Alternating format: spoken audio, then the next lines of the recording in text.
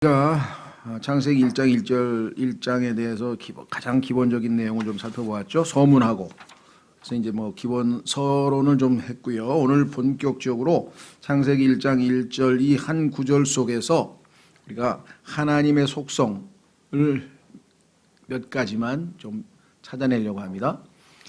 사실은 하나님의 속성은 이 한 구절 이외에도 하나님은 거룩하시다, 하나님은 사랑이시다, 하나님의 속성은 하나님의 또 의로우심도 있고요, 사랑도 있고 뭐 우리가 이 여러 개가 더 있을 수 있죠. 도덕적 속성 같은 경우. 근데 여기서 지금은 창세기 1장 1절 안에서 우리가 알아낼 수 있는 것만 한정하겠다, 그렇게 얘기했습니다.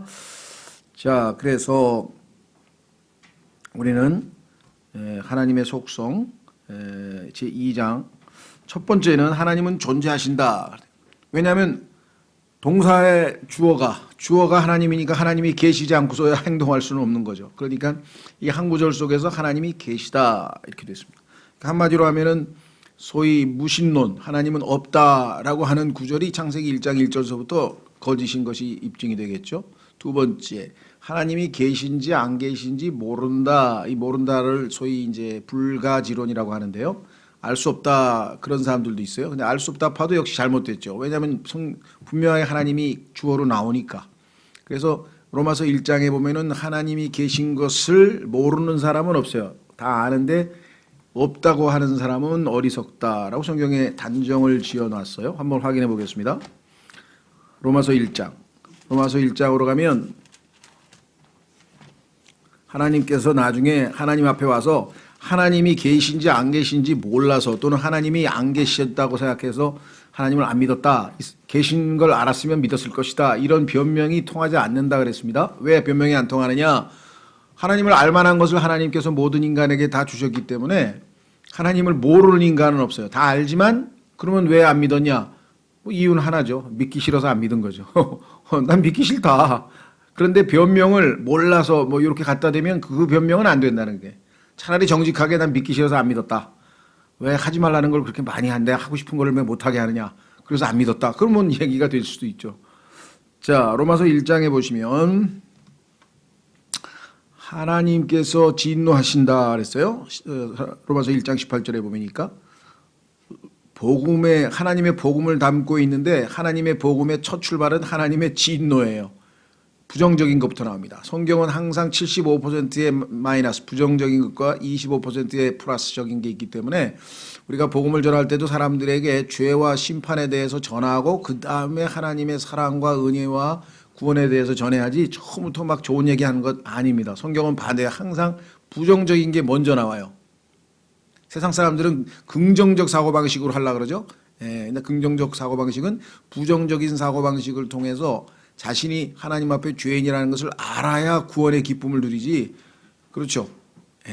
자, 그래서 여기 보시면 18절에 하나님의 진노가 불의 안에서 진리를 붙잡아주는 사람들의 모든 경건치 아니한 것과 불의를 대적하여 하늘로부터 계시되었나니. 오늘 뭐 이 얘기를 자세히 하지는 않겠습니다. 나중에 기회있겠죠.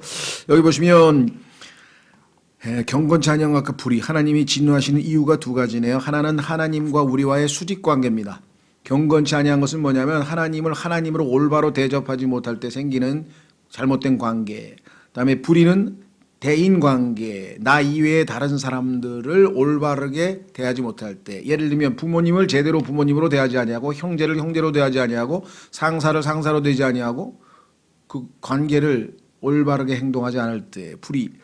자, 19절, 이는 하나님을 알만한 것이 그들 속에 분명히 드러나 있기 때문이라. 하나님이 왜 진노하시는가? 하나님을 알고 있는데, 하나님의 뜻도 알고 있는데, 그렇죠?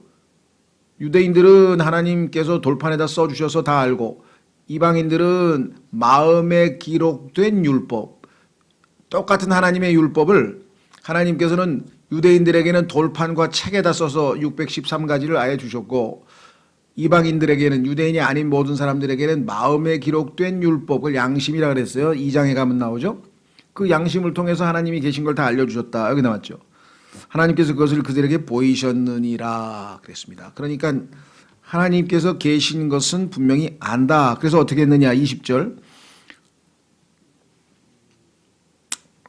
그분의 보이지 아니하는 것들 곧 그분의 영원하신 권능과 신격은 세상의 창조 이후로 분명히 보인다. 이게 하나님의 신격도 보이고 하나님의 삼위일체 아버지와 아들과 성령 권능도 보이고 정말 나이아가라 폭포 어마어마하다 뭐 그러는데 나이아가라 폭포가 어마어마한 게 아니라 온 우주에 얼마나 많은 하늘들의 별과 이런 천체가 있습니까?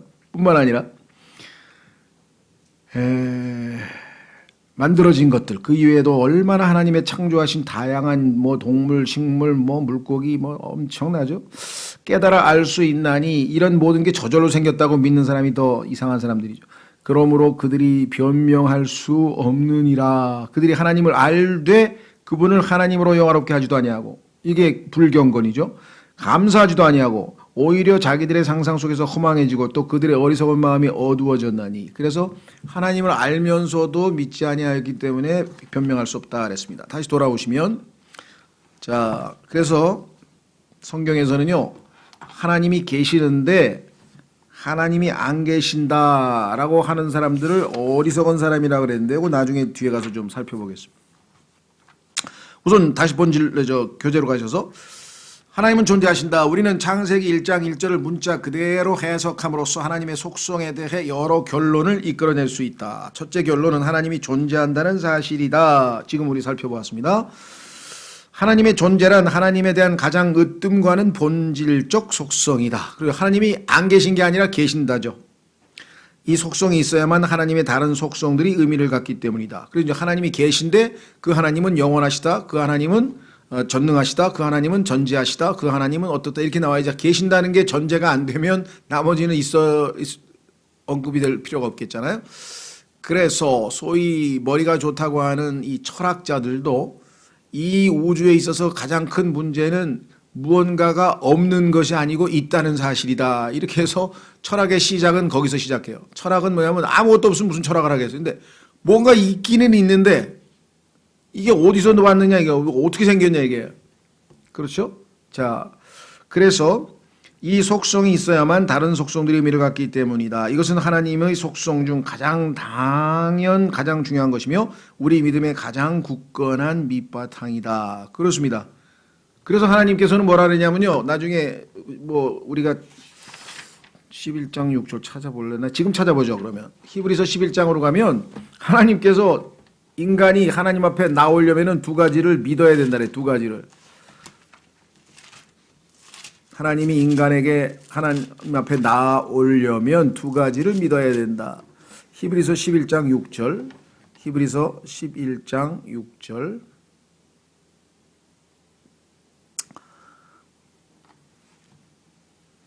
그러나 믿음이 없이는 하나님을 기쁘게 하지 못하나니 그분께 가는 자는 반드시 그분께서 계시는 것과 또 그분께서 부지런히 자신을 찾는 자들에게 보상해 주시는 분이심을 믿어야 하느니라. 그렇죠. 하나님이 계신다는 것을 안 믿으면은 뭐 아무 의미가 없는 것이죠. 자, 다시 돌아오십니다. 교재로. 그래서 창세기 1장 1절을 통해서 우리는 하나님은 있다, 계시다. 그렇죠? 그분은 실제 하시는 분이다. 허상이 아니고 환상이 아니고 실제로 존재한다. 하나님은 모세에게 말씀하셨다. 나는 스스로 있는 자이니라. I am that I am. 이렇게 있다. 이거 하나님이 없는 게 아니라. 하나님은 창세기 1장 1절 문장의 주어이며 그렇죠? 동사의 주어죠. 사실은 성경 전체의 주체이다. 성경 전체의 주체가 하나님이시죠. 성경은 논리나 추론으로 하나님의 존재를 증명하는 논조는 전혀 띄고 있지 않음을 알 필요가 있다. 오늘날 신학교에 가면은요, 하나님이 계신가 안 계신가를 증명하는 방법에 대해서 뭐 중세 신학자들은 이렇게 했다 저렇게 했다 해서 목적론적 증명론, 우주론적 증명론 하면서 뭐 이 소위 말하면 그 증명해 보겠다는 여러 가지 시도가 있는데 그거는 100% 완전한 증명이 아니에요. 결국은 왜? 무한하신 하나님을 유한하신 인간이 어떻게 완전히 증명해내겠어요? 그냥 논리적으로 조금 도움이 될 뿐이기 때문에 증명하려고 노력하는 것 자체를 하나님께서는 인정하지 않으세요. 하나님이 계신다고 하는 자체를 전제로 깔고 왜? 우리에게 하나님을 알만한 것이 주셨기 때문에 이 땅에 태어난 인간은 모두 하나님이 계시다는 것을 알고 태어나. 그런데 그걸 뭐하러 증명하냐고요. 증명할 수도 없는 게 우리는 창조된 자가 어떻게 창조주를 증명합니까? 계신지 안 계신지. 그렇죠. 그래서 그런 어리석은 뭐 무슨 증명론 보면 6-7가지 써놓고 뭐 참조를 한번 읽어보시면 조직신학에 다 앞부분 나오니까 뭐 한번 뭐 보시면 좋겠습니다. 그래서 뭐 라 목사님도 하셨는지 모르겠는데 참조로 하시되 성경 자체는 하나님이 증명하실 필요가 없어요. 왜? 너희 인간 창조할 때 네 안에 하나님을 알 만한 걸 다 넣어놨으니까 2가지. 딱 보면 우주 만물을 통해서 하나님 계시구나 알고요. 2번째, 양심을 통해서 하나님께서 도덕적인 분이시구나 다 알고 하나님이 좋아하시는 거 해서 되는 일과 안 되는 일 이거 다 하나님이 알려주시는 거죠. 자, 그래서 다시 돌아옵니다. 단순히 기정사실에 대해 그렇다고 증언할 따름이다 그랬습니다. 그래서 만약에 여기 나와 있죠. 하나님의 존재에 대해 언급하는데 가정, 추측 이런 건 없어요. 왜? 사실이니까. 가정이란 불확실성을 수반하기 때문이다. 하나님의 존재에 대해서도 불확실이란 없다. 하나님은 존재한다. 이것은 가정이 아니라 사실이다. 그런데도 불구하고 하나님이 없다 그런 사람이 있어요. 자, 시편 14편으로 갑니다. 시편 14편. 만약에 어떤 사람이 여러분하고 논쟁하다가 하나님이 없다 그러면요. 그래. 뭐 그렇다면 뭐 내가 너하고 이제 뭐 다툴 필요는 없을 것 같다. 왜? 성경에 보니까 하나님께서 너를 어리석은 자라 그랬는데 내가 어리석은 사람하고 뭔 대화를 하겠니? 어리석다는 얘기는 좀 그럴싸하게 얘기한 거고요. 조금 이렇게 일상적인 용어로 하면은 바보죠, 바보. 하나님께서 너 바보라 그러는데 난 바보하고 더 이상 얘기하고 싶지 않다. 오해하지 마. 나는 너가 똑똑한 줄 알았어. 근데 성경에 보니까 하나님이 너 같은 사람을 바보라고 써놨네. 어떻게 하겠어요? 시편 14편 1절. 어리석은 자가 마음속으로 이르기를 하나님은 없다 하였도다. 그런데요. 요 하나님이 없다고 하는 사람들의 특성을 보니까 아주 부패한 사람들이에요. 하나님께서 양심의 찔리라고 써놨어요. 뭐라고 써보세요? 그들은 부패하여 가증한 일들을 행하였으니 선을 행하는 자가 하나도 없도다. 주께서 깨달은 자나 하나님을 찾는 자가 있는지 보시려고 하늘에서부터 사람들의 자녀들을 내려다 보셨으되 그들이 다 치우쳐서 다 함께 더러운 자가 되고 선을 행하는 자가 없나니 단 한 사람도 없도다. 그러니까 이 땅에 하나님이 없다 하는 사람은 하나님께서 여기에 세 줄로 그들하고는 아예 상대할 가치도 없으니까 상대도 하지 말라는 얘기죠. 그렇죠? 그런데 하나님이 이게 얼마나 중요한 건지 또 써놓으셨어. 53편으로 가보세요. 시편 53편에 가면 똑같은 얘기를 또 써놓으셨어요. 왜 그럴까요? 중요하니까 그렇겠죠. 반복하는 이유는. 시편 53편 1절. 시편 53편 1절. 어리석은 자가 마음속으로 이르기를 하나님은 없다 하였도다. 그들은 부패하며 하여 가증한 불법을 행하였으니 선을 행하는 자가 하나도 없도다. 하나님께서 깨닫는 자나 하나님을 찾는 자가 있는지 보시려고 하늘에서부터 사람들의 자녀들을 내려다 보셨으되 그들이 모두 물러가 다 함께 더러운 자가 되고 선을 행하는 자가 없나니 단 한 사람도 없도다. 이것이 하나님이 없다 하는 사람에 대한 하나님의 평가이기 때문에 더 이상 할 얘기가 없는 것이죠. 다시 돌아옵니다. 그러면 왜 못 믿는가? 머리로는 알아요. 머리로 논리를 전개하면요. 이 세상에 저절로 되는 게 어디 있어요? 다 누군가 만들었을 거 아니에요. 그렇죠? 그러면 이 우주라고 하니 엄청난 게 저절로 됐다고 믿는 것 자체가 그냥 머리로는 아는데 마음이 문제야. 성경에 보니까 항상 마음으로 믿어. 그러니까 마음이 순수하지 못하면 하나님을 거부하는 거예요. 그래서 성경에 보면은 마음이 어두워졌다. 마음이 어두워졌다라고 성경에 여러 번 나오죠. 자, 다시 돌아옵니다. 이런 사실이 이성적 추론으로 증명되지 않는 이유는 하나님께서 우리로 하여금 그분의 존재를 믿음만으로 받아들이라고 명령하시기 때문이다. 그렇죠? 아니, 아버지 어머니가 나를 낳아주셨는데 내가 아버지 어머니가 계시는지 안 계시는지 증명한다고 아버지 어머니가 계신다는 사실은 나를 낳아주셨고 나는 그분들을 믿는 거죠. 그분들의 말씀을. 그렇죠? 자, 분명히 아버지 엄마가 나 낳았어? 분명한 거야? 분명한 거야? 그거 어떻게 설명을 해? 설명한다고 이해가 되나요? 예. 믿는 거죠. 자, 그래서 우리 머리로 이해할 수 없을 때 우리는 단순히 하나님을 믿는 것이다. 왜냐하면 그분이 말씀하시는 것은 모두 절대적으로 진리이기 때문이다. 성경을 보자. 그래서 성경에서 하나님께서 이렇게 얘기하는 거예요. 그러나 믿음이 없이는 하나님을 기쁘시게 하지 못하나니 그분께 나가는 자가 반드시 그분께서 계시는 것과 또 그분께서 부지런히 자신을 찾는 자들에게 보상해 주시는 분이심을 믿어야 하느니라. 여기서 부지런이라고 하는 단어를 개역성경에서 빼버렸는데요. 그러기 때문에 보상을 못 받는 거예요. 왜? 슬슬 찾으면, 하나님을 찾되 슬슬 느슨하게 찾으면 보상을 안 해주세요. 왜? 마음에도 없는 형식적인 그거 안 됩니다. 신앙생활도 열심히 뜨겁게 해야 하나님이 정말 기쁨도 주시고 축복도 누리지, 하는 둥 마는 둥. 성경에 나오잖아요. 계시록에서 하나님께서 뭐라고 하셨어요? 뜨겁든지 차갑든지 둘 중에 하나 나에게 미적지근해가지고 다 토해내게 구역질나게 하지 말고. 하나님께서 이렇게 과격한 표현을 안 쓰셨지만 성경에 나오잖아요. 내가 토해내겠다. 구토가 난다고 말씀을 하셨잖아요. 믿음이 없이는 하나님을 기쁘게 하는 것이 불가능하다. 그렇습니다. 아버지 어머니가 바라는 게 뭐예요? 자식이 아버지가 한마디 하니까 못 믿겠는데요. 어머니가 한마디 하니까 못 믿겠는데요. 그 얼마나 화가 나겠어요. 그래서 하나님께서 너 나한테 오려면 믿으라 이거야. 내가 있다는 거. 그 다음에 두 번째, 내가 열심히 나를 찾으면 내가 보상을 해주겠다. 누구든지 하나님의 말씀을 연구하려면 중요한 사실 두 가지를 믿어야 한다. 하나는 하나님이 존재한다는 사실이며 또 하나는 그분을 부지런히 찾는 자에게 하나님은 보상을 해주신다는 사실이다. 여러분도 그분을 부지런히 찾기를 권한다. 그분께서 당신에게 보상하실 것이다. 우리는 이런 진리들이 때로는 이해가 잘 안 되고 눈으로 보이지 않더라도 믿음에 의해 받아들인다.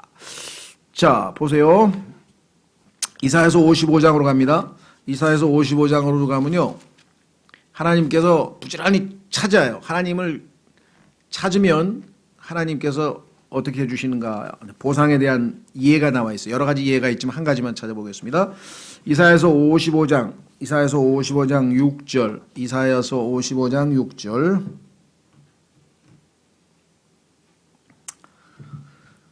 너희는 주를 만날 만한 때에 그분을 찾으라. 그분께서 가까이 계실 때에 그분을 부르라. 사악한 자는 자기 길을 버리고 불의한 자는 자기 생각을 버리고 주께로 돌아오라. 그리하면 그분께서 그에게 긍휼을 베푸시리라. 우리 하나님께로 돌아오라. 그분께서 풍성하게 용서하시리라. 자, 어떻게 하라고요? 만날 만한 때, 하나님이 기회를 주실 때 찾으라. 이게 그분을 찾으라. 그러면 긍휼을 베푸신다. 풍성하게 용서하신다. 약속이 다 주어져 있죠. 자, 다시 돌아옵니다. 교재로 돌아오셔서 이어서 우리는 믿음을 통해 하나님의 존재를 받아들이며 믿음을 통해 세상들이, 여기 나와 있네요. 하나님의 말씀으로 지어진 줄을 깨닫나니 그런즉 보이는 것들은 나타나 보이는 것들로 만들어지지 아니하였느니라. 아, 천지 하나님께서 만드신 온 우주 만물, 이거 다 하나님께서 창조하셨다. 그걸 어떻게 알아요? 네, 믿음으로. 하나님께서 빛이 있으라. 그렇죠? 물고기들, 바다의 물들은 생명을 내라. 그래서 물고기가 생겼구나. 사람들은 야, 너 그걸 어떻게 믿냐? 그 말도 안 돼, 말도 안 돼. 이런 사람들이죠. 그 사람들은 믿음이 없는 것이고, 우리는 뭐예요? 우리를 사랑하셔서 자신의 아들을 주시기까지 사랑하신 아버지께서 하신 말씀이니까 우리는 신뢰하는 거고, 우리는 믿는 거고. 그렇죠? 자, 성경은 모든 진리의 굳건한 원천이다. 그렇습니다. 이 기록된 하나님의 거룩한 말씀에 기초하여 이제 하나님께서 계신다는 것이 분명해졌다. 그럼 이제 하나님의 존재의 특성에 대해 정의를 내려보자. 자, 계신데 그 하나님은 어떤 분이신가 한번 좀 살펴보자. 하나님이 어떤 분이신가를 살피려면 창세기부터 계시록까지 다 공부를 해야 되는데 그 중에서 창세기 1장 1절에서만 우리가 좀 깨달을 수 있는 거. 왜? 우리가 지금 공부하는 성경 구절이 창세기 1장 1절에서 3절까지만 공부하려고 하니까. 자, 그래서 여기 나와 있습니다. 지면관계상 본소에서는 창세기 1장 1절의 계시로부터 이끌어낼 수 있는 것만으로 정의의 범위를 한정한다. 하지만 사랑하는 형제여, 그분은 무한하시기 때문에 인간의 생각으로 쓰는 어떤 글이나 저서로도 하나님과 그분의 영광을 충분히 기술하기에는 근본적으로 부족하다는 사실을 인지하기 바란다. 그래서 창세기 1장 1절 한 구절만 가지고도 하나님이 어떠하신 분인가를 우리가 미루어 짐작할 수 있는데, 첫 번째, 하나님은 영원하시다. 자, 하나님에 대해 다음으로 생각할 수 있는 가장 명백한 속성은 바로 영원성이다. 자, 처음에 하나님께서 창조하셨다 그러면 처음이라고 하는 그 시점 이전에 하나님이 계셨다는 거 아니에요. 그렇죠? 예. 그러면 온 우주가 시작되는 첫 번째에 이미 하나님이 계셨죠? 자, 확인해 보겠습니다. 요한복음 1장 1절에 보시면, 요한복음 1장 1절에 보시면 그렇게 써 있죠. 요한복음 1장 1절.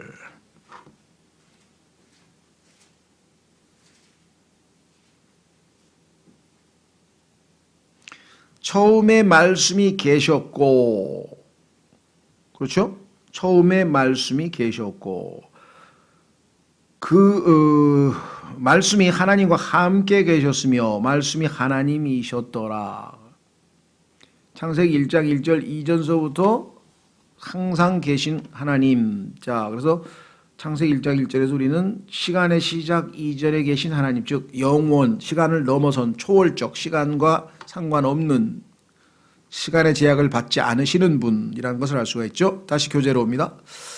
영원이란 문자 그대로 시작도 없고 끝도 없다는 뜻이다. 하나님에게는 시작이 없다. 처음에 하나님께서라는 표현은 하늘과 땅의 시작을 나타내는 것이지 하나님의 시작이 아니다. 이 문장에서 하나님은 주어이지 목적어가 아니기 때문이다. 하늘과 땅은 하나님과 함께 처음의 때에 시작했지만 하나님은 그때보다도 더 먼 전부터 계셨다. 자, 그래서 요한복음 17장으로 갑니다. 요한복음 17장으로 가면 예수님께서 창세기 1장 1절 이전에 내가 아버지와 함께 가지고 있던 그 영광을 아버지께서 나에게 지금 주시려고 한다. 왜? 아버지께서 나에게 맡기신 책무를 다 마쳤기 때문이다 라고 하나님께 기도하고 있는 장면이 나와요. 요한복음 17장, 요한복음 17장.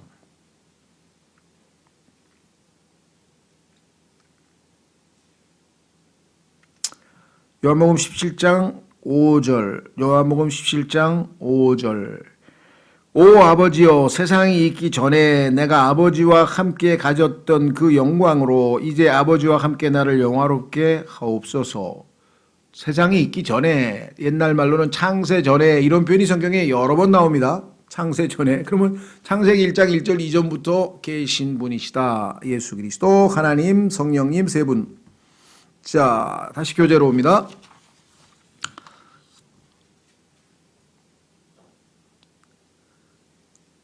하나님께서 최초로 하늘과 땅을 창조하셨을 때에는 세 가지 기본 요소가 포함되었다. 자, 우주를 구성하고 있는 세 가지 기본 요소는 뭐냐? 우주를 포함한 공간이라고 지칭되는 하늘, 그리고 우리가 거주하는 물질, 우리가 흙을 포함해서 물질을 뜻하는 땅, 그리고 시간. 처음에 그랬으니까 시간이다.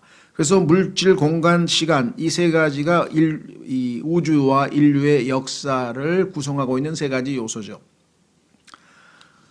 시간이란 반복되는 동작, 현상 혹은 어떤 것이 경과하는 체계이다. 시간은 선형적인 개념이며 직선처럼 쭉 시간이 흐른단 말이죠. 선형적인 개념이며 그 특성상 시작과 끝이 반드시 존재한다. 그래서 처음에라고 하는 말이 창세기 1장 1절에 나왔고 맨 끝에 뭐 이 세상의 끝이라고 그랬죠. The end of the world. 시작이 있으면 끝이 있잖아요. 시간은 공간과 물질과도 관련이 있다. 왜냐? 시간은 물질과 공간의 상태와 형체의 변화를 가능하게 하기 때문이다. 시간이 없으면 변화라는 게 없죠. 예. 만약에 어떤 물체가 물이 고체가 됐다, 얼었다. 그러면 액체에서 고체로 가는 동안에 뭐 2시간이 걸렸다. 그럼 물이 2시간 만에 얼었다. 그러면 시간이라는 게 존재하지 않고서는 변화가 있을 수 없는 것이죠. 따라서 시간이 존재하지 않으면 사건이 일어날 수 없고 차원도 1차원, 2차원, 3차원도 존재할 수 없으며 어떤 반복 동작도 발생할 수 없다.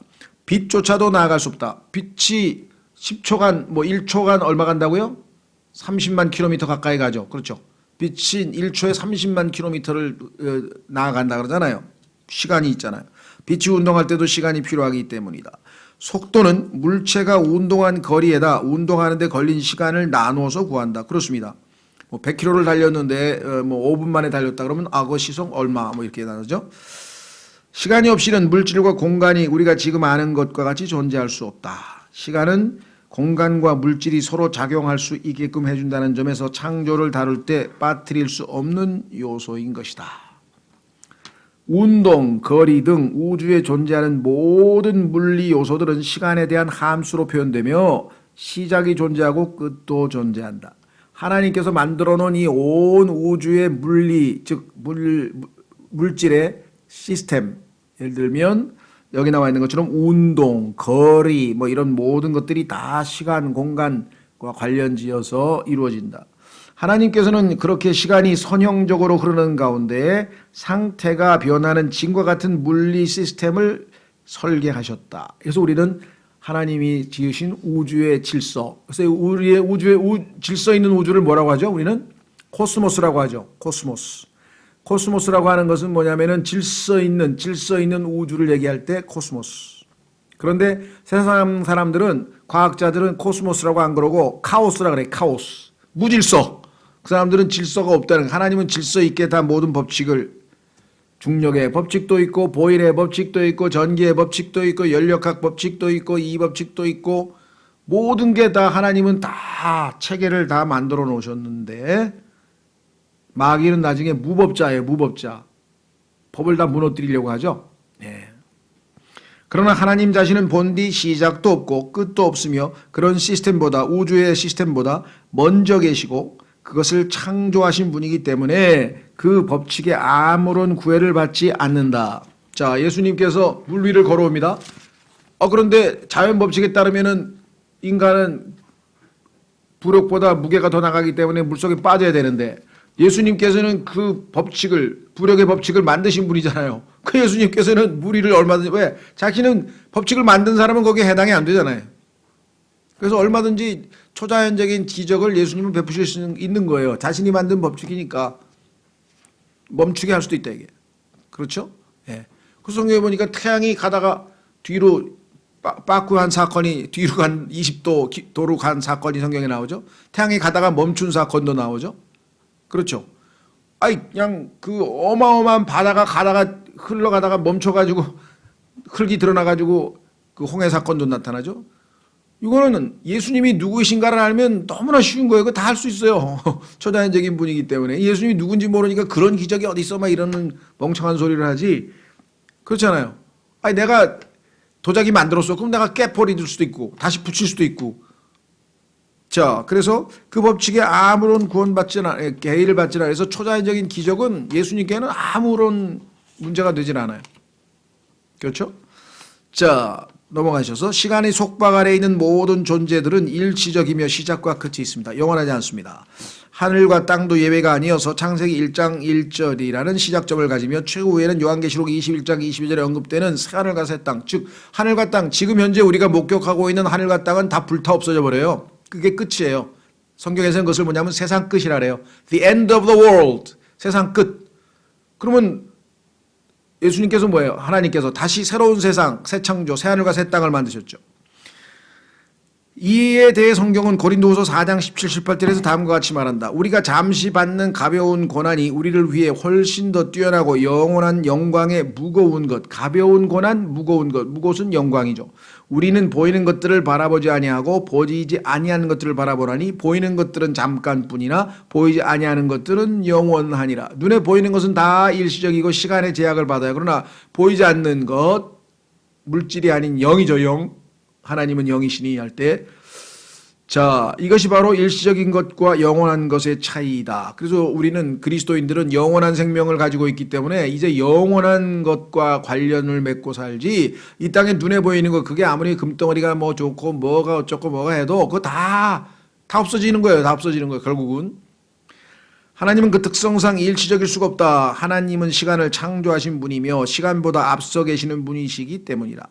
그래서 하나님은 그냥 항상 계시기 때문에 I am이야. 나는 있다야. 하나님의 이름이 나는 있다야.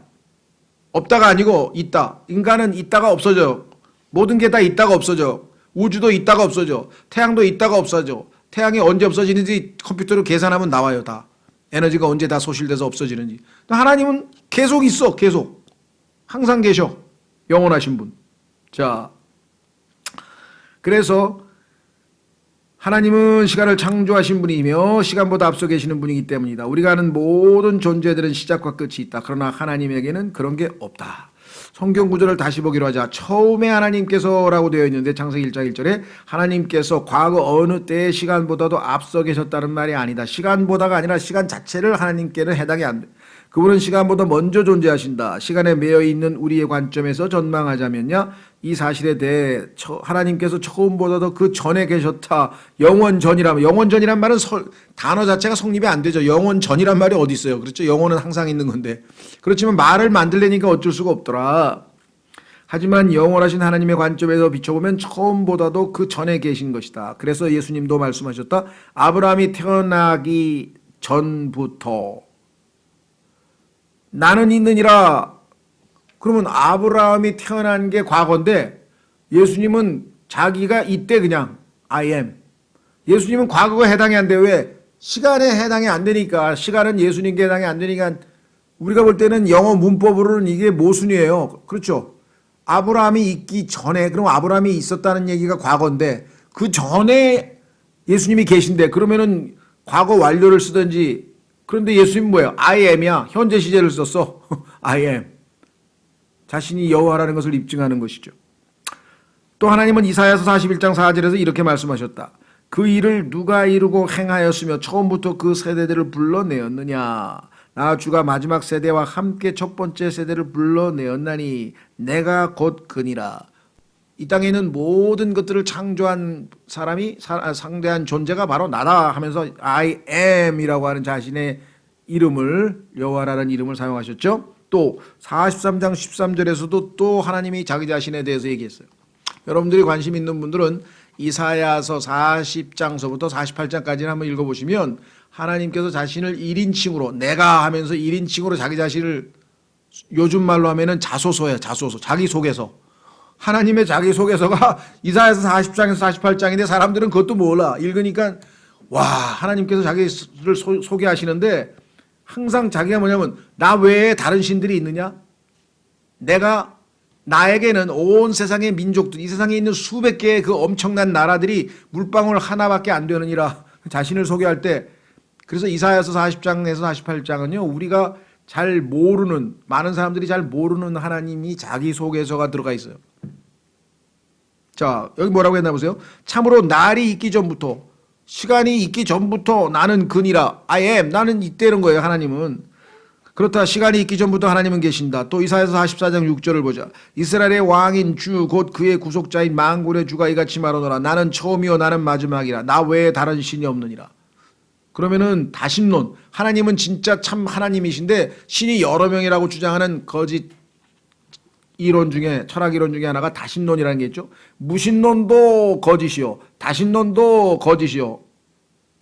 그 다음, 그러니 요한계시록 1장 8절에서 예수님께서 나는 알파와 오메가요. 알파 오메가가 처음과 끝이란 뜻이죠. 시작과 끝마침이라고 말씀하신 것은 그분 자신이 시간의 시작인 동시에 시간의 끝임을 나타내는 것이다. 하나님은 영원하신 분이시다. 히브리서 1장 10절 12절을 보자. 또 주여 주께서 처음에 땅에 기초들을 놓으셨사오며 창세기 1장 1절 하늘들은 주의 손이 이루신 작품이니이다. 그것들은 멸망하려니와 마지막에 멸망하는 장면이 베드로후서에 나오죠. 오직 주는 여전히 계시고, 다 멸망해도 여전히 계시고 그것들은 다 옷같이 낡아지리니 주께서 의복같이 그것들을 접으시면 그것들이 바뀌려니와. 둘둘둘둘 말아서 옷을 말아서 우리가 없애버리듯이 우주도 둘둘둘둘 말아버리면 끝나는데 주는 동일하시고 그대로 계시니까, 영원하시니까 주의 횟수는 끊어지지 아니하리이다. 하나님은 이 구절들을 통해서 볼 때 영원하신 분이다.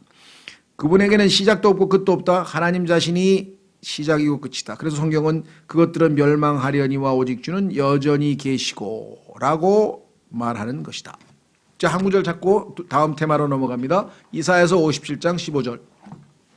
이사야서 57장 15절로 가면은요, 성경에서 유일하게 영원이라는 단어가 명사로 나옵니다. 영원이라는 단어가 영원한, 영원하신이란 표현이 부사도 나오고 형용사도 나오는데 명사로서 eternity, 명사로서 영원이라는 단어가 딱 한 번 나오는데 그것이 하나님이 계신 장소예요. 하나님이 계신 곳이 영원이라고 써 있어요. 이사야서 55장 7절. 이사야서 57장, 죄송합니다. 57장 15절. 제가 뭐라 그랬나요? 죄송해요. 57장 15절. 이사야서 57장 15절에 보시면 이렇게 써 있죠. 이사야서 57장 15절. 높고 높으며 영원에 거주하고 이름이 거룩함이 니가 이같이 말하노라. 나는 높고 거룩한 곳에 거하며 또한 통회하고 겸손한 영을 지닌 자와 함께 거하나니 이것은 겸손한 자의 영을 소생시키며 통회하는 자들의 마음을 소생시키려 함이라. 나는 영원히 다투지 아니하며 내가 항상 노하지 아니하리니 이는 영과 및 내가 만든 혼들이 내 앞에서 쇠할 것이기 때문이라. 자, 거기 17절에 보면은 15절에 보면은 eternity 영원에 거한다 그랬죠. 높고 높으며 영원에 거주하시는 분, 영원에 거주한다 할 때 영원이라는 명사가 처음 딱 한 번 성경에 나와요. eternity. 자, 그래서 첫 번째 속성은 하나님은 영원하신 분이다. 하나님은 존재하시는데 하나님의 그 존재하시는 하나님의 첫 번째 속성은 영원하다. 자, 그러면 두 번째는 변함이 없다.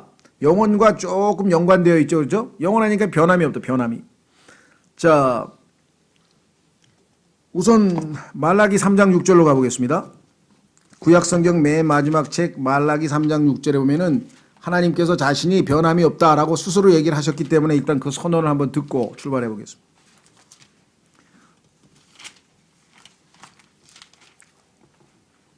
말라기 3장 6절, 말라기 3장 6절. 하나님께서 이렇게 말씀하십니다. 나는 주라. I am the Lord. 나는 그 주라. 주. 우주의 최고 주인 주님이시다. 이게. 나는 주라. 변치 아니하나니 I change with not. change not. 안 변해요. 변치 아니하나니. 그러므로 너희 야곱의 아들들이 소멸되지 아니하였느니라. 그래서 유대인들이 여전히 소멸되지 아니하고 왜 그분이 하나님이니까. 이스라엘의 하나님이시니까. 자, 다시 돌아옵니다. 교재로. 두 번째, 하나님은 변함이 없다. 그래, 두 번째 속성. 창세기 1장 1절부터 이끌어낼 수 있는 또 하나의 하나님의 속성은 불변성이다. 하나님은 변하시지 않는다. 불변성은 영원성으로부터 유도되는 특성이다. 영원하니까 불변하겠죠. 변하기 위해서는 시간이 필요하다. 아까도 얘기했지만 물이 그렇죠. 얼은데 시간이 뭐 얼마나 걸릴 거 아니에요. 시간 없이 그냥 바로 물이 얼음이 되진 않잖아요. 성장할 때도 필요하고 어린애가 뭐 10살은 돼야 그래도 뭐 심부름도 하고 그러죠. 생각할 때도 필요하고 생각을 하면 뭐예요? 시간이 필요하죠. 생물학적인 변천에도 예를 들면 꽃이 피려면 씨앗을 심고 한참 기다려야 돼. 시간이 걸린다. 그러나 하나님께게는 변화가 없다. 하나님은 바뀌시질 않아요. 왜? 시간과 상관이 없기 때문에. 하나님은 생각을 하는 분이 아니시다. 생각을 하신 우리처럼 하는 게 아니라 이미 모든 생각을 하나님이 가지고 계시죠. 생각 자체가 시간을 소요하는 과정이기 때문이다. 하나님은 그저 모든 것을 아실 뿐이다. 성경을 보자. 오 하나님이여 주의 생각들이 또한 내게 어찌 그리 보배로운지요. 그것들을 합친 것이 어찌 그리 큰지요. 라고 시편 기자가 고백을 했습니다. 이것은 하나님이 뭔가 사고를 해서 새로운 발상을 해내신다는 말이 아니다. 하나님이 뭐 우리처럼 없던 생각을 해서 시간이 걸려서 뭘 생각해낸다는 뜻이 아니고 그냥 그런 생각을 예나 지금이나 가지고 계실 뿐이다. 하나님의 생각이 성경에 다 기록되어 있죠. 하나님이 가지고 계시는 생각은 인간이 떠올리는 아이디어나 가능성 같은 부류가 아니다. 하나님의 생각이란 절대적인 진리 그 자체이다. 그래서 하나님의 생각을 우리가 잘 배우기 위해서 성경을 공부하는 거죠. 그것이 하나님의 마음속에 쭉 존재해 온 것이지 없던 생각이 생겨난 적은 결탄코 없다. 없던 생각이 갑자기 생긴 게 없어요. 다시 성경의 진술을 보자. 주께서 의복처럼 그것을 접으시면 바뀌려니와 주는 어떻다고요?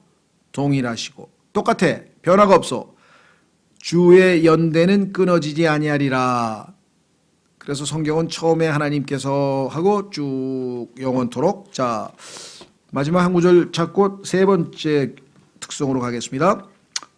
야고보서 1장 17절에 가시면 하나님이 변하지 않으신다는 얘기가 또 신약 성경에도 써 있어요. 야고보서 1장 17절. 인간들은 친구하자 그랬다가 만변해가지고 싸우고 부부하자 그래 만변했다가 싸우고 애인하자 그래 만변했다가 싸우고 동맹하자 그래 만변했다고 싸우고 하여간 지속되는 게 없어요. 다 변하죠. 다 바뀌죠. 그렇죠? 새 옷 샀는데 조금 있다 낡았어. 좋은 신발 새 신발 샀는데 조금 있다 다 낡았어. 다 낡어. 다 변화돼. 다. 왜? 시간 때문에. 그걸 엔트로피 법칙이라 하죠. 시간이 지나면 다 망가져. 다 낡아져. 여러분들 이 세상에 새 걸 샀는데 한 번도 안 낡아지고 그대로 있다든가 아니면 중고품 샀는데 점점 진화해서 새 거가 됐다든가 그런 얘기는 없어요. 이 세상에. 진화론을 믿는 사람들은 정말 믿음이 너무 좋은 거야. 그렇잖아. 아, 이 세상에 있는 것 중에 다 낡아져. 그걸 엔트로피 법칙이라고 과학 법칙이에요. 연력학 제일법칙 제법칙에 따르면은 무질서도는 증가하고 결국은 다 낡아지죠. 낡은 게 새 거가 되는 법은 없어요. 이 세상에. 아, 그거 뭐야, 인테리어 그 뭐라 그래, 이거 리모델링 하면 되지 않습니까? 아, 새 자재 갖다가 다 썼지, 리모델링 할 때. 그렇죠. 네. 자, 야고보서 1장 17절. 야고보서 1장 17절. 모든 좋은 선물과 모든 완전한 선물은 위에서 오며 빛들의 아버지로부터 내려오거니와 그분께는 변함도 없고 회전하는 그림자도 없느니라. 변함이 없으십니다. 자, 다시 돌아옵니다. 세 번째 하나님은 뭐예요? 모든 것을 아셔. 하나님은 전지라고 그러죠. 이거 전지전능할 때 전지. 다 알아. 하나님은. 그게 얼마나 편한지 몰라요. 왜? 속일 수가 없잖아. 그냥 있는 그대로 가서 우리의 모습을 있는 모습 그대로 다 그대로 내놓는 거예요. 그렇죠? 모든 걸 다 아시니까. 하나님은 생각을 하지 아니하시며 그 자체로 전지하시다. 즉 모든 것을 아신다. 하나님께서 하늘과 땅과 바다와 그것들 안에 있는 모든 것을 창조하셨다. 아무것도 모르고 어떻게 창조하겠어요? 그렇죠? 하나님께서 뭘 만드셨다면 그것에 대해서 다 빠삭하게 알고 있다는 얘기 아니겠습니까? 그렇죠?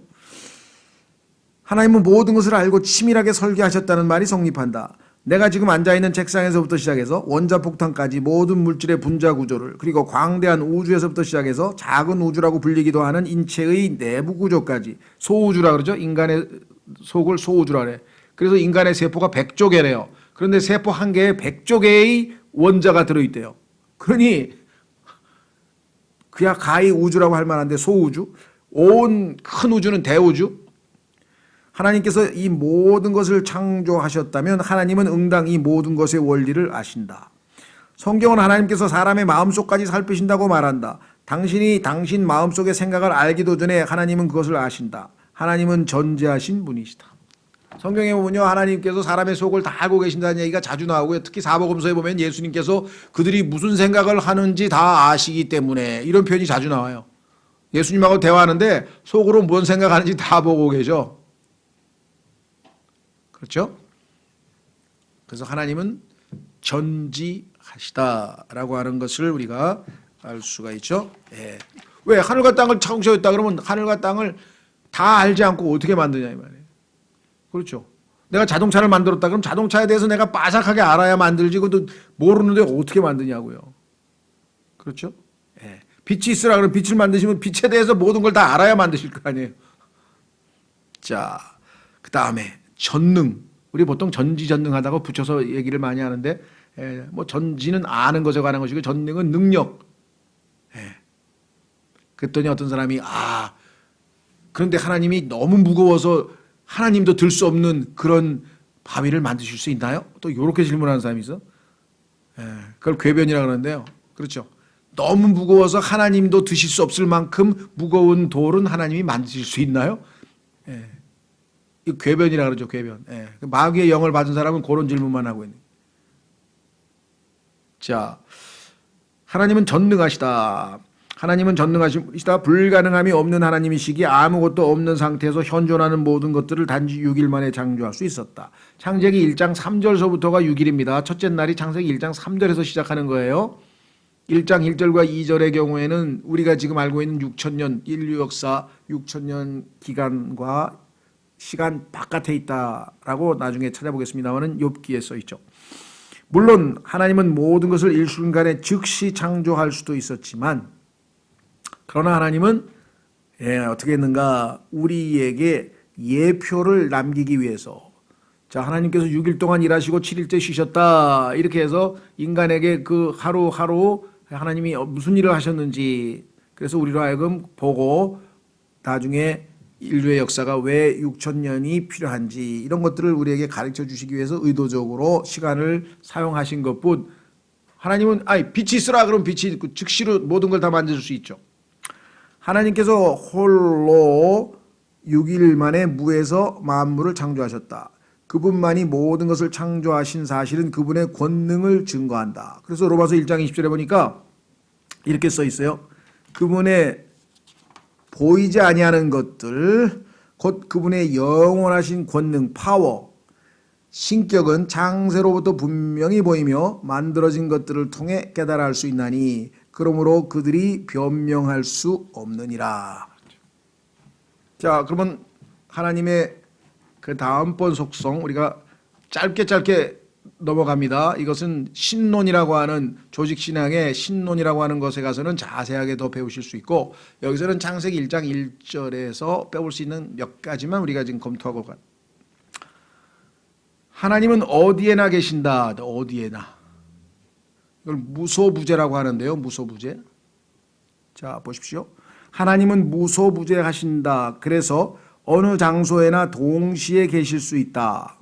그런데 하나님은 아예 시간에 또 매여 있지 않은 분이므로 하나님은 어디에나 계신다고 할 수 있다. 동시에 어디에나. 시간, 장소에 구애 없이 어디에나 항상 계실 수 있는 분. 자, 그래서 시편 139편 7절 10절에 보니까 시편 기자가 이렇게 얘기를 했네요. 내가 주의 영을 떠나 어디로 가리이까? 혹은 내가 주의 앞을 떠나 어디로 피하리이까? 내가 하늘로 올라갈지라도 주께서 거기 계시오며 내가 지옥에 내 침상을 펼지라도 보소서 주께서 거기 계시나이다. 내가 아침에 날개들을 취하여 바다 맨 끝 지역들에 가서 거할지라도 거기서도 주의 손이 나를 인도하시며 주의 오른손이 나를 붙드시리이다. 어딜 가도 주님이 계시더라. 언제든지 계시더라. 단 하나님이 어디에나 계신다는 말이 하나님이 모든 것이란 말은 아니다. 창세기 1장 1절에 따르면 하나님은 하늘과 땅을 자신과 별개의 존재로 창조하셨다. 자, 하나님과 자연이 다른 겁니다. 그런데 자연 자체가 하나님이다. 이런 인도의 힌두교라든가 또 동양의 노장사상이라든가 이럴 때는 자연 자체를 하나님이라고 하는데 그건 범신론이라고 하죠. 전혀 달라요. 그렇지 않습니다. 하나님과 자연은 다른 거죠. 다만 하나님은 어디든 계시고 언제든 계시죠. 그렇죠?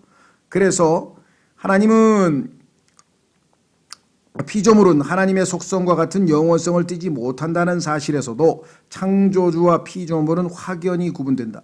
따라서 성경은 힌두교의 범신론, 즉 피조물은 하나님이 나타난 모습 그 자체이며 피조물이 곧 하나님이라는 생각을 부정한다. 창세기 1장 1절은 하나님은 하늘과 땅을 채우시지만 하늘과 땅과는 구분된다는 사실을 입증해 준다. 예, 제가 잠깐 그 삼위일체 들어가기 전에 한 10분 정도 쉴 텐데 요한복음 3장 13절을 한번 잘 묵상해 보세요. 요한복음 3장 13절을 묵상해 보시면서 과연 여기에서 하나님의 무소부재를 내가 무소부재라고 하는 하나님의 속성을 끄집어낼 수 있는지 없는지 한번 좀 살펴보세요. 요한복음 3장 13절.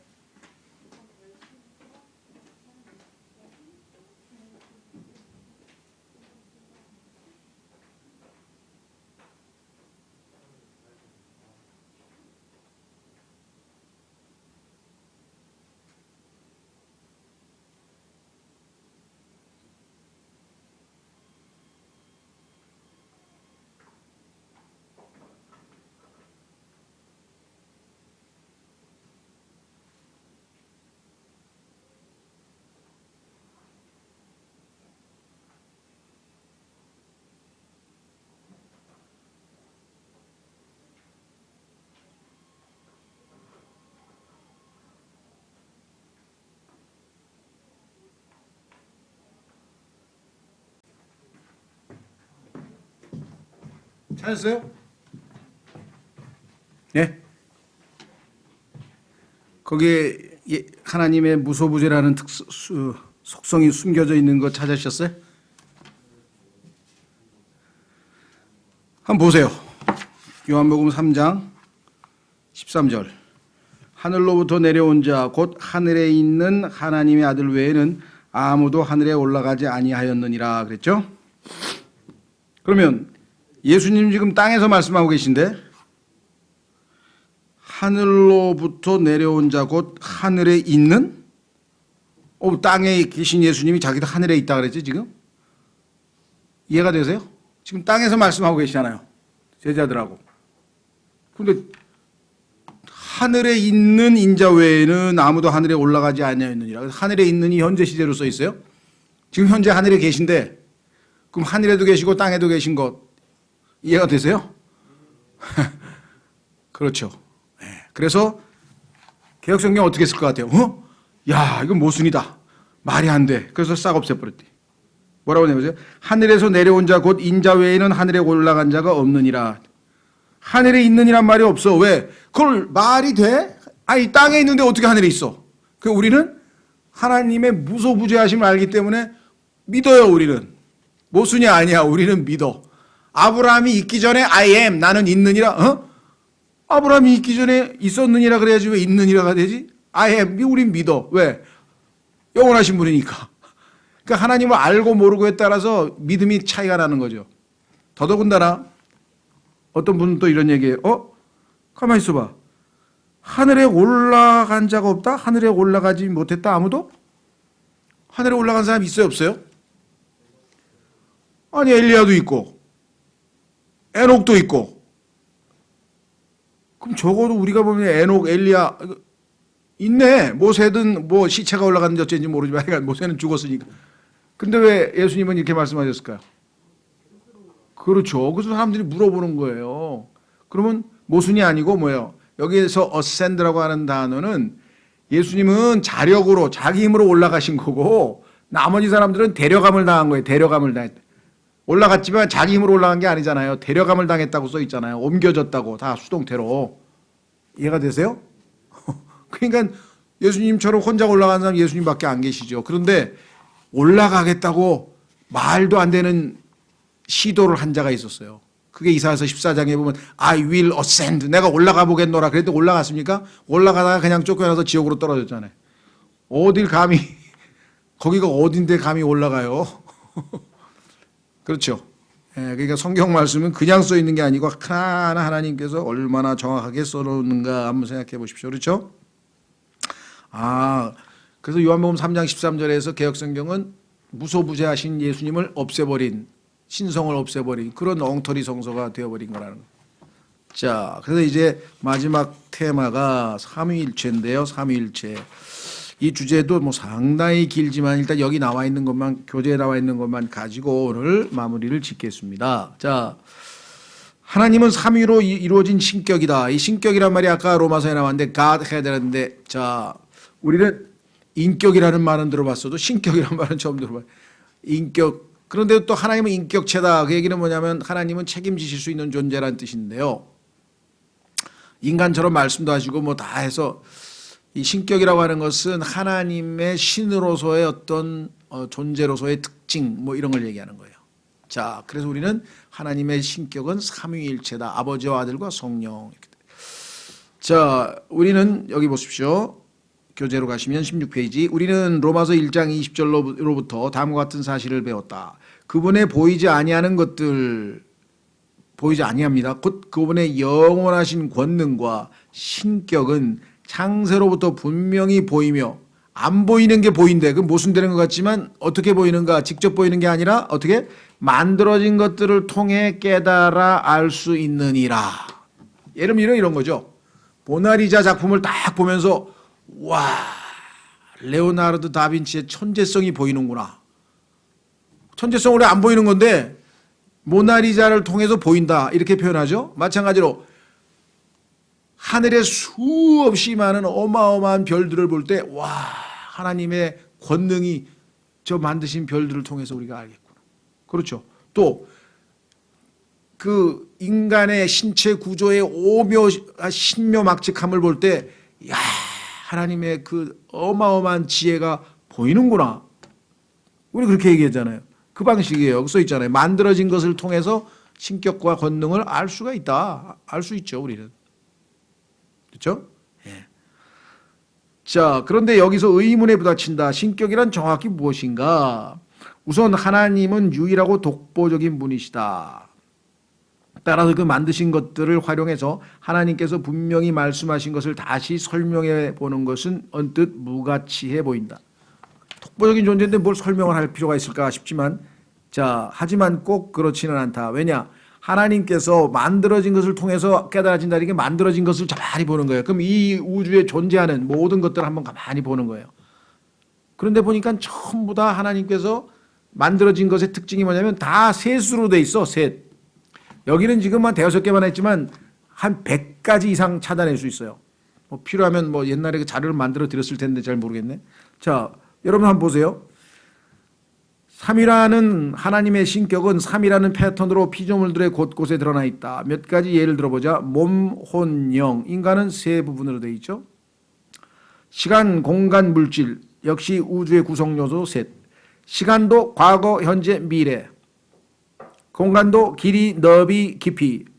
대기권, 성층권, 전리층, 하늘도. 인간은 황인, 흑인, 백인. 또 남자, 여자, 아이. 그 다음에 또 뭐예요? 여러분들 잘 아는 것처럼 물질, 물은 어떻게 돼? 물, 액체, 고체, 기체. 그렇죠. 그 다음에 군대는 육군, 해군, 공군. 아니 웃지만 그게 왜냐하면 하늘이 있고 땅이 있고 바다가 있으니까 육해공원을 만든 거 아니에요. 이런 걸 찾아내면요 다 중요한 구분은 다 셋으로 돼 있어요. 그래서 어떤 분은 100몇 가지를 써놨더라고. 100몇 가지를. 왜? 하나님이 만들어진 걸 보면 삼위일체 하나님이 라는 사실을 우리에게 알려주기 위해서 하나님께서 그렇게 증거를 많이 남겨놓으셨다는 거죠. 천문학에 따르면 북극성도 실은 3개의 별로 이루어져 있는데 서로 굉장히 가까이 있어서 우리가 보기에는 한 별처럼 보인다고 한다. 아, 그래서 북극성이 있는 곳, 그게 하나님 계신 방향이에요. 성경에서 보면은 북쪽이, 북편에 있는, 성경에서 보면은 하나님께서 자신을 나타내는데 북쪽이야. 왜? 동서남북일 때 하나님이 계신 방향을 성경에서 북쪽인데 그 북쪽이 뭐예요? 그 북극성이 있는 방향이에요.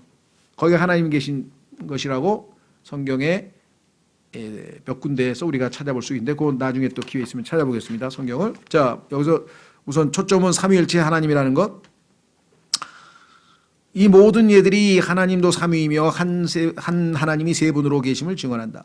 위와 같은 예는 얼마든지 더 들 수 있으나 이 정도만으로도 하나님의 신격이 피조물 가운데 삼이라는 패턴으로 계시되어 있음을 뒷받침하는데 부족함이 없을 것이다. 하나님은 피조물을 통해 나타나셨을 뿐만 아니라 성경에도 신격은 세 분으로 이루어져 있다는 말씀을 주셨다. 자, 하나님께서 직접적으로 아예 이렇게 써놨어요. 요한일서 5장 7절에 하늘에 증언하시는 세 분이 계시냐. 하늘에 세 분이 계신데요. 하나님만 계신 곳인데 곧 아버지와 말씀과 성령님이시라. 그런데 이 말씀이라고 하는 이름을 가지고 계신 분이 아들 하나님이신 예수님이라는 사실 우리는 요한복음을 통해서 알잖아요. 그렇죠? 말씀이 육신이 되신 분이 예수님이라고 써 있으니까. 또 이 세 분은 하나이시라. 세 분인데 하나야. 셋이 하나고 하나가 셋이야. 그래서 이것은 신비입니다. 그래서 어떻게 해요? 믿어야죠. 이것을 또 설명하려는 사람이 있어. 그래가지고 엉터리로 설명해가지고 내가 뭐예요? 그러니까 뭐 예를 들면 뭐 나는 아버지인데 남편이고 아버지이고 그다음에 또 뭐 어머니의 아들이고 그러니까 삼위일체다. 뭐 이렇게 갖다 붙이. 이건 양태론이라 해서 이건 이단이에요. 이런 식으로 설명하면 큰일 나요.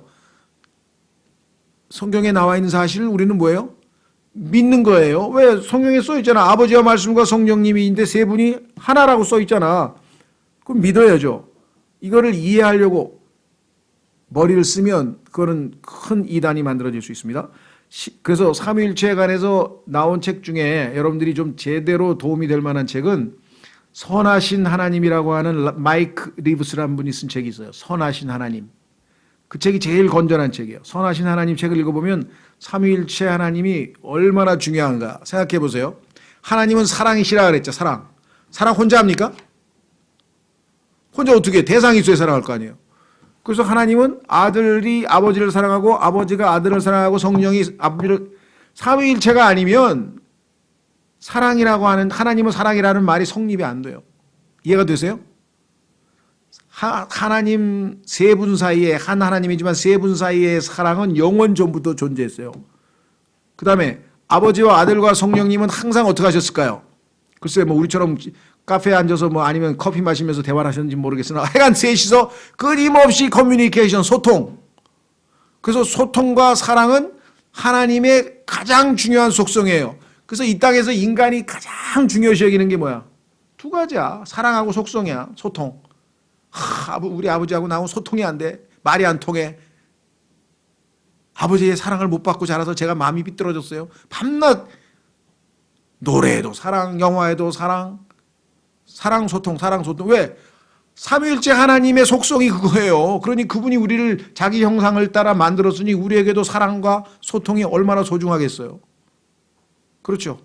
이 세상에서 모든 재산을 다 혼자 갖고 있는데 아무도 없어. 나 혼자 살고 있어. 그럼 행복할까요? 절대 행복할 수 없죠. 그렇죠. 그래서 삼위일체 하나님은 이건 정말 중요하구나. 신비롭구나. 자, 그래서 그 책을 강추라 그래요. 강추? 네, 강추합니다. 근데 제가 순간순간 기도하다가 머리에 떠오르는 사람들은 한 20여 권 사준 것 같아요. 근데 누굴 사줬는지 잘 몰라 저는. 그리고 청년부에서는 한번 이거 가지고 토론됐어요. 청년부 토론 주제로도 나눠드렸는데 하여간 삼위일체 관해서는 제일 왜냐하면 삼위일체에 대해서는 하도 이단적인 책이 많아서 함부로 추천하기도 어려워요. 근데 이 책만은 가장 건전하대. 자, 그래서 갑니다. 놀라운 사실은 요한일서 5장으로 가보세요. 요 구절을 마귀가 가만뒀을까요? 손댔을까요? 아이고 이거 엄청난 하나님이 누구이신지를 알려주는 엄청난 진리를 여기다 써놔서 이놈들이 그래서 어떻게 해요? 없애버렸어요. 어떻게 없애버린가? 그냥 없애면 너무 눈에 띄어. 왜? 없음. 예를 들어 뭐 사도행전 8장 37절 없음. 뭐 마가복음 9장 44절 없음. 46절 없음. 없음하면 우리가 왜 없지? 왜 없지? 하고 자꾸 관심을 갖게 되잖아요. 그러니까 마귀가 교활하다는 게 이거예요. 다른 데는 노골적으로 없음이라고 써놨어. 근데 요거는 없음이라고 해놓으면 사람들이 요거 자꾸만 공부하면 어떻게 해? 요거는 없애기는 없애는데 있는 것처럼 없앴어. 그게 마귀의 교활함이에요. 어떻게 어쩐다고 보세요? 자, 6절. 요한일서 5장 6절. 이분은 예수님이 얘기하죠. 5절에 나와 있잖아요. 예수님께서 하나님의 아들이심을 믿는 자가 아니면 누가 세상을 이기는 자냐? 이분은 예수님은 물과 피로 오신 분이시니 성경에서 보니까 물로 태어난 것은 육체, 우리 육체죠. 어머니 뱃속에서 둥둥 떠가지고 양수에서 나오기도 하고요. 성경에 보니까 창세기 1장 20절에서 하나님께서 물을 보고 물은 생명을 내라. 그래서 육체적인 이 physical life, 우리의 모든 생명체는 다 물에서 나왔죠. 그래서 물은 육체적인 출생이에요. 그러니까 예수님은 육체로도 오셨죠. 인간으로. 그 다음에 피는 성경에 보니까 사도행전 20장 28절에 하나님의 피가 우리를 구속했다. 하나님의 피로 우리를 샀다라고 성경에 써 있습니다. 그러면 물은 예수님의 인성, 인간이신 예수님, 피는 하나님이신 예수님이야. 그러니까 예수님은 인간이면서도 하나님으로 오신 거죠. 그래서 물과 피로 오신 분이시니 곧 예수 그리스도시라. 물로만 오지 아니하시고 예수님을 인간인 것만 생각하면 큰일 납니다. 물과 피로 오셨느니라. 인간인 동시에 하나님이시다. 증언하신 이는 성령이시니 이는 성령께서 진리이기 때문이라. 자, 우리가 생각할 때 7절로 갔어. 하늘에 증언하시는 세 분이 계시니 곧 아버지와 말씀과 성령님이시라. 또 이 세 분은 하나이시니라. 마귀가 생각하기에 이 진리는 알려지면 안 돼. 이거 어떡하지? 하면서 이거 어떡하지? 머리를 굴렸어요. 어떻게 했어요? 7절을 일단 빼자. 이건 너무 중요한 건데 이건 인간이 알면 안 돼. 빼. 그 다음에 어떻게 해요? 없음하면 이거 자꾸만 쳐다보면 안 되는데 이거 안 쳐다보게 해야지. 어떻게? 6절을 자르잖아요. 6절. 그래서 증언하시는 이는 6절 보세요. 6절의 하반절에 증언하시는 이는 성령이시니 이는 성령께서 진리이시기 때문이라. 요거를 7절인 것처럼 싹 내려가지고 갖다 붙여놨대. 하여간 교활한 놈이에요. 그 성경에서 창세기 3장에서 마귀가 교활하다는 얘기가 바로 그런 거예요. 얼마나 교활해요.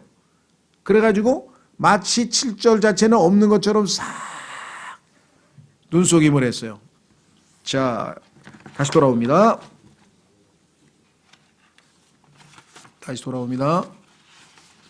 그래서 여호와의 증인들이 킹제임스 성경을 싫어하는 거예요. 삼위일체를 싫어하는데 여기에 딱 써 있어. 아버지와 아들과 성령님이라 말씀과 성령이라고 딱 써 있으니까 꼼짝달싹 못 하잖아요.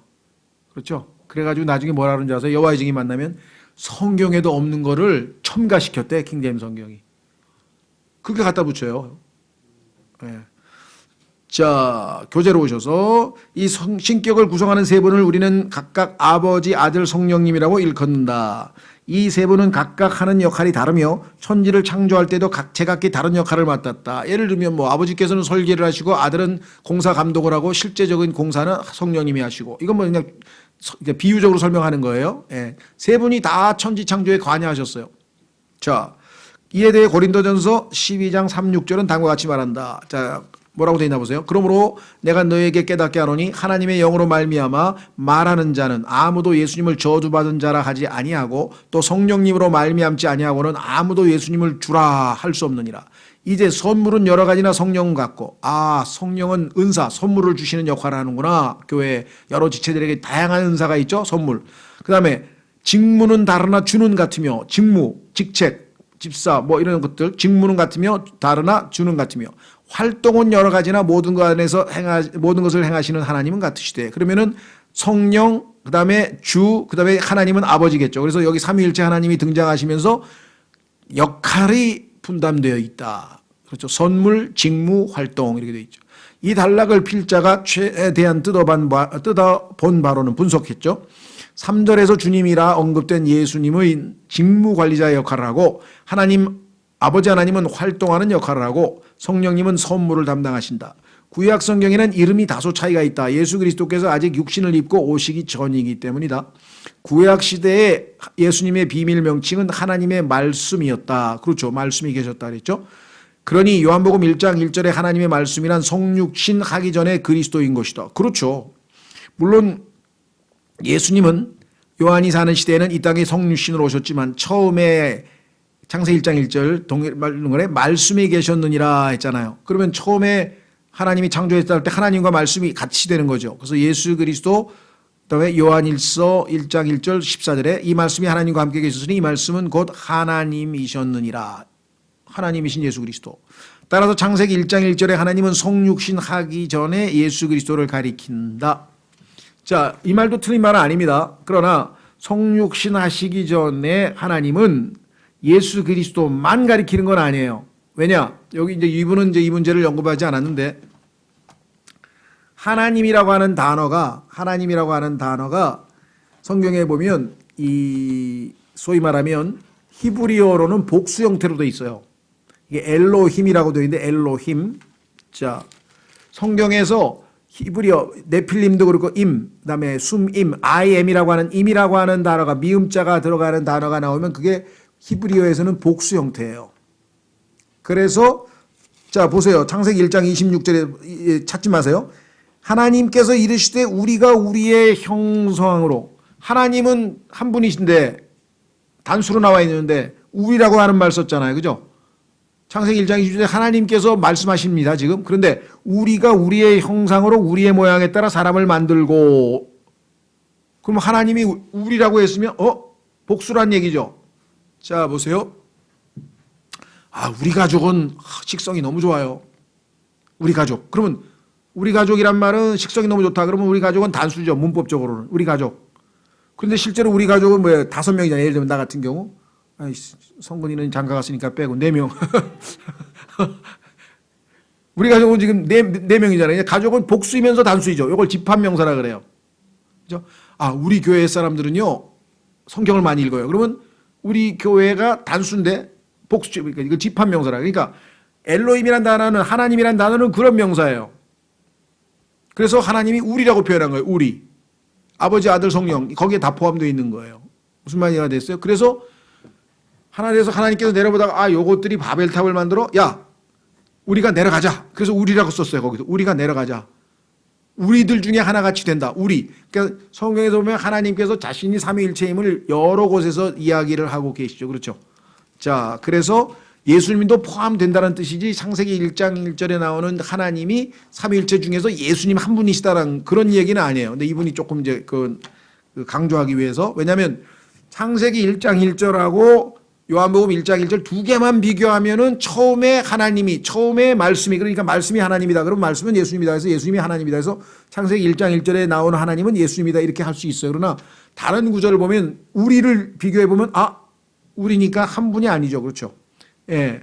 그래서 다시 내려갑니다. 디모데전서 3장 16절은 이에 대해 이렇게 기록한다. 크도다 경건의 신비여 논쟁의 여지가 없도다. 하나님께서 육체 안에 나타나시고, 그래서 예수님을 얘기하는 거죠. 자, 그런데 킹제임 성경 이외의 모든 성경들을 보라. 그는 육신으로 나타난 바 되시고 하나님을 없애버렸어요. 왜? 안 믿으니까. 예수님이 뭐라 그랬습니까? 여러분들 학창 시절에 예수님이 누구라 그랬어요? 4대 성인의 한 분이라 그랬어요. 4대 성인의 한 분. 소크라테스하고 예수님이 서양의 성인이고 동양에서는 공자하고 그다음에 부처님이 계신다. 그래서 4대 성인이라, 인간으로 훌륭한 사상가 아니고, 예수님은 단순한 인간이 아니라 하나님이시라고 써 있잖아요. 예수님은 유대인의 종교 창시자다. 아니면 기독교의 창시자다. 아니면 예수님은 슈퍼스타다. 예수님은 혁명가다. 전부 다 예수님에 대해서 얘기했지만 성경은 그 모든 것을 부인하는 건 아니지만 예수님은 결정적으로 하나님이 육체를 입고 나타나신 분이라고 성경에 써 있잖아요. 그렇죠? 그런데 그 하나님을 없애고 그라고 고치면은 예수님의 신성을 부인하는 거죠. 예수님이 하나님이시라는 것을 킹제임 성경만 우리에게 가르쳐주고 있죠. 성경의 단어가 바뀌면 성경의 근본 교리까지 흔들리게 된다는 것을 보여주는 좋은 예이다. 그에 반해 킹제임 성경은 유일하게 바른 성경이며 하나님의 영감으로 주어진 완벽하고 절대무한 말씀이다. 아멘. 더 나아가 우리는 이사야서 64장 8절에서 구약 성경에 등장하는 주, 모든 글자가 대문자인 Lord가 아버지임을 깨닫게 된다. Lord라고 했는데 이게 다 굵은 대문자로 돼 있어요. 이것은 여호와에 해당하는 것인데요. 히브리어에 여호와에 해당되는 것인데 이게 성경에 보면 아버지임을 알 수 있어요. 왜? 이사야서 63장 16절로 보면은 오 주여 그러나 이제 주는 우리의 아버지시니다 이렇게 써 있죠. 구약에서. 창세기 1장으로 돌아와서 2절을 보면 하나님의 영이 나온다. 이것은 성령님에 대한 언급이다. 그렇죠. 따라서 하지만 창세기 1장에서 등장하는 하나님에 대한 여러 표현들, 즉 처음에 하나님께서 이르시되 하나님께서 보시니 등은 주님이시요 구원자이신 예수 그리스도의 창조 행적을 주로 다루고 있다. 이분은 예수님께 한정해서 얘기를 했지만 실제적으로는 아버지, 아들, 성령 세 분이 다 포함된다고 볼 수 있어요. 이분은 이제 그 창세기 1장에서도 1장 1절에 나오는 하나님을 예수님이라고 이렇게 조금 좁혀서 표현을 했지만 그 말은 틀린 건 아니지만 아까도 얘기했지만 하나님이 이르시되 뭐라고 표현했어요? 우리라고 표현했잖아요. 우리. 그러니까 삼위일체 하나님이라고 보는 게 더 우리에게는 해당이 되겠죠. 다만 이분도 여기다 보완시켰어. 다만 이 세 분은 하나이심을 다시 기억할 필요가 있다. 앞서서 필자는 예수 그리스도께서 직무관리 역할을 한다고 결론을 내린 바 있다. 직무관리, administration이란 일종의 섬김이다. 우리도 관리란 말 쓰고 그 다음에 이 행정부라고 할 때 administration이죠. 예를 들면 트럼프 administration 하면 트럼프 행정부 그러잖아요. 그리고 섬기는 일을 하는 사역자는 종이다. 그래서 minister란 말이 종이죠. 그래서 minister of foreign ministry 그러면 외교부 할 때 외교부 장관 할 때 외교부로 국민을 섬기는 자. 그래서 이 미니스터란 말은 장관도 섬기는 자고 그 다음에 외교관으로 치면 대사 밑에 있는 공사도 미니스터라 그래요. 왜? 그것도 섬기는 자고. 그 다음에 목사도 미니스터라 그래요. 사역자. 목사를 사역자잖아요. 그렇죠? 사역자. 이는 신약 성경에 묘사된 예수 그리스도의 성품과도 일치한다. 예수님께서 내가 뭐라 그랬어요? 섬김을 받으러 왔다 그랬어요? 섬기러 왔다 그랬어요?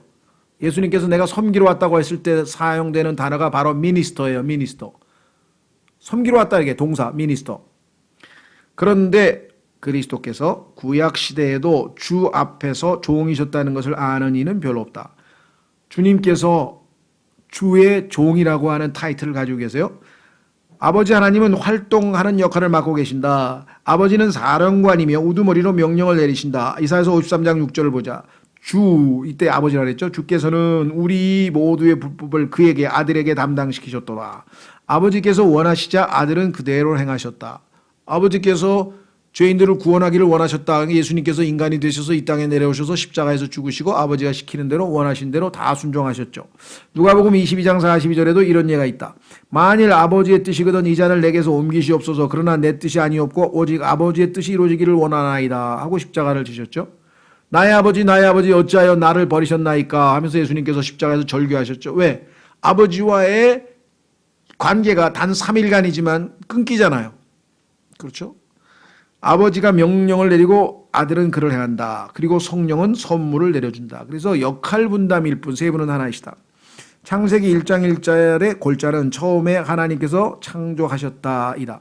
한편 골로새서 1장 16절은 모든 것이 그분에 의해 창조되었습니다. 모든 것이 그분에 의해 창조되고 그분을 위하여 창조되었나이다. 이렇게 써 있어요. 그러면 그분에 의해서 그분이 누구겠느냐? 예수님 아니겠느냐? 이 구절에 따르면 예수 그리스도는 이 모든 것을 시행하신 분이시다. 처음에 하나님께서 창조하셨느니라. 요한복음 1장 3절을 보자. 모든 것이 그분에 의해 만들어졌으니 예수님. 에베소 3장 9절을 보자. 예수 그리스도에 의해 모든 것을 창조하신 하나님. 이 모두가 예수 그리스도께서 그것을 시행하셨음을 보여주는 구절들이다.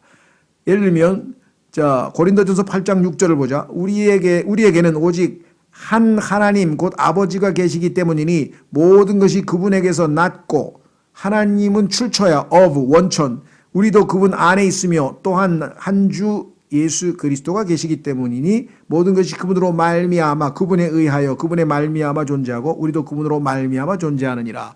그러니까 of가 아버지에게 해당하고 by가 예수님에게 해당돼서 우리는 하나님 아버지와 예수 그리스도에 의해서 나고 존재한다. 명확하다. 모든 것이 아버지에게서 났으나 모든 것은 예수 그리스도에 의해 생겼다. 이로써 우리는 삼위 하나님께서 계셔서 창세기 1장의 창조 사역을 하셨음을 알았고 그 과정에서 드러난 하나님의 신격의 역할 분담에 대해서도 알게 되었다. 창세기 1장 1절과 2장 4절을 통틀어 삼위 중에서 가장 두드러져 보이는 인격체는 하나님이다. 다음은 창세기 2장 4절이다. 창세기 2장 4절에는요 그냥 하나님이 아니고 하나님에 대해서 주 하나님이라는 용어가 사용되었어요. 주 하나님. 자, 그래서 하나님은 이름이 여러 가지입니다. 왜? 하나님께서 전능하신 창조주이실 때는 하나님이란 말을 써요. 그런데 하나님께서 인간과의 관계를 맺으실 때에는 주 하나님이란 말을 써요. 그렇죠?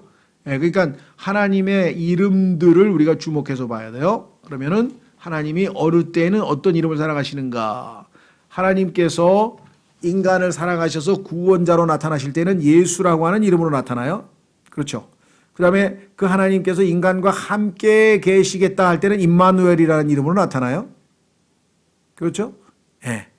그분께서 이스라엘을 구출하러 오시는 메시아다 할 때는 deliverer, 구출자라는 이름으로 나타나요. 그분은 이름이 우리가 예전에 배운 게 100개도 넘잖아요. 100개도 넘죠. 자, 하늘과 땅을 만드는 일에 관여한 분은 신격에 속한 두 분인 바로 아버지와 아들이다. 물론 나머지 하나는 창세기 1장 2절에 있는 성령님이다. 아버지, 아들, 성령님 다 참여했죠. 창세기 1장 26, 27절을 보자. 하나님께서 이르시되 우리가 여기 나와 있잖아요. 아버지, 아들, 성령. 우리가 우리의 형상으로 우리의 모양을 따라 사람을 만들고 이 구절에서 유대인들은 우리가 하나님의 왕좌를 에워싸고 있는 천사들 혹은 천사와 같은 급의 영적 존재라고 주장한다. 유대인들은 자신들의 전통에 의해서 성경을 해석하니까 이런 엉터리 해석이 나오는데 이것은 잘못된 견해이며 그런 견해를 뒷받침하는 사람들이 영적으로 시야가 얼마나 좁은지를 단적으로 보여주는 얘기다. 26절에 우리는 사람을 만들고와 같은 문장으로 연결된다. 어떻게 천사가 사람을 만들어요? 하나님이 만드시지. 천사들은 땅의 흙을 빚어서 사람을 만들 능력이 없다. 하나님만이, 정확히 말하면 주 하나님만이 그리하실 수 있다. 그럼 27절을 보기로 하자. 하나님께서 자신의 형상대로 사람을 창조하시되 하나님의 형상대로 창조하시고 26절에 우리가 누구인지를 불문하고 그 우리는 27절에 하나님에 포함되어 있다. 이 정도면 명확하다. 다시 2장 7절을 보면서 글을 맺겠다. 주 하나님께서 땅의 흙으로 사람을 지으시고 그래서 우주 창조와 인간 창조에는 하나님 아버지와 아들과 성령이신 우리라고 하는 하나님께서 삼위일체 하나님께서 관여하셨음을 우리는 보게 되죠. 그리고 예수 그리스도께서 침례 받으실 때도 뭐예요?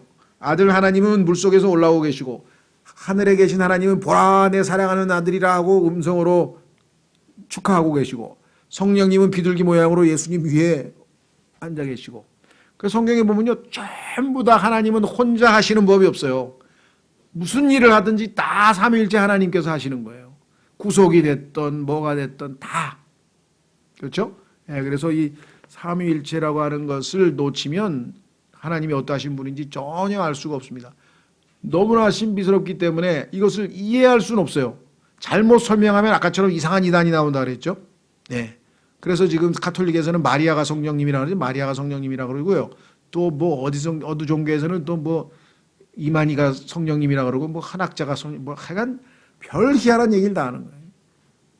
너무나 무지해서. 그래서 그 아까 얘기했던 그 선하신 하나님이란 책을 보시면 삼위일체에 대해서 상당히 많은 좋은 내용을 공부하실 수 있다.